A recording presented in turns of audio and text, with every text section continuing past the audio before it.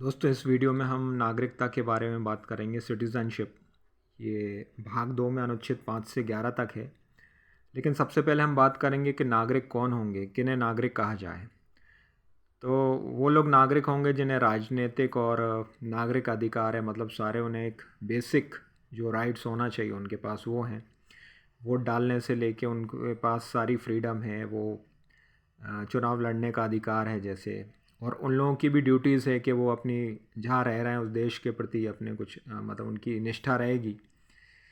और ये विदेशियों से अलग होते हैं क्योंकि विदेशियों को वो सारे अधिकार नहीं मिलते हैं जो एक रहने वाले नागरिक के पास होते हैं।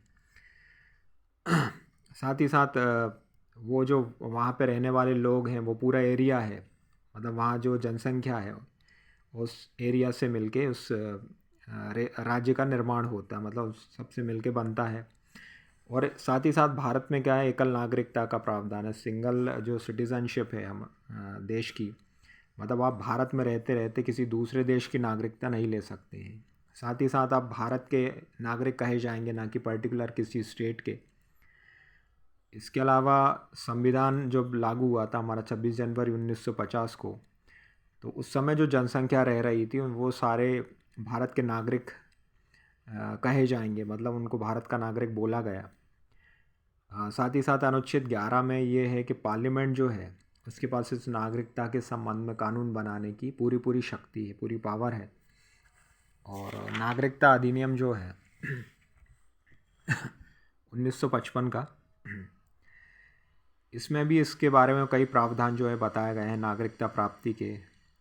साथ ही साथ अनुच्छेद 5 की अगर हम बात करें तो इसमें बताया गया है कि अधिवास द्वारा नागरिकता, मतलब वहाँ रहते हुए लेकिन उसके आधार को जो बताए गए हैं जैसे कि जन्म से, मतलब बाय बर्थ आप भारत के नागरिक कहे जाएंगे। साथ ही साथ अगर ये आधार नहीं है तो इसके अलावा अगर माता या पिता में से कोई भारत का नागरिक है, मतलब जन्म के समय अगर उनमें से किसी के पास भारत की नागरिकता है तो भी नागरिकता मिल जाएगी। साथ ही साथ उत्तराधिकार थे, मतलब जन्म के समय माता या पिता में से किसी के नागरिक होने पर पंजीकरण, यानी कि अथॉरिटी के पास जो ऑफिशियल्स हैं जो एम्बेसी में, उनके पास अगर आवेदन करने पर तो भी नागरिकता मिल जाएगी, मतलब मिल सकती है।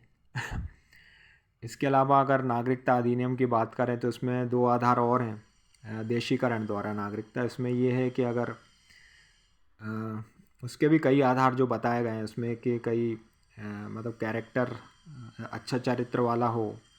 साथ ही साथ ये है कि वहाँ रहते रहते संविधान में जो कई जो भाषाएं बताई गई उनमें से पर्टिकुलर किसी एक भाषा के बारे में भी जानकारी हो तो नागरिकता मिल जाएगी।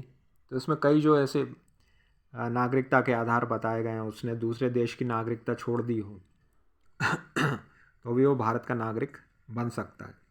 साथ ही साथ किसी क्षेत्र का भारत में का भाग बनने पर, मतलब अगर किसी दूसरे देश का कोई भाग है अगर भारत में शामिल होता है तो उस क्षेत्र में रहने वाले जो लोग हैं उन लोगों को भी भारत की नागरिकता मिल जाएगी। तो ये कुछ जो आधार बताए गए हैं नागरिकता प्राप्ति के, और अनुच्छेद 5 के बारे में हमने आज बात की।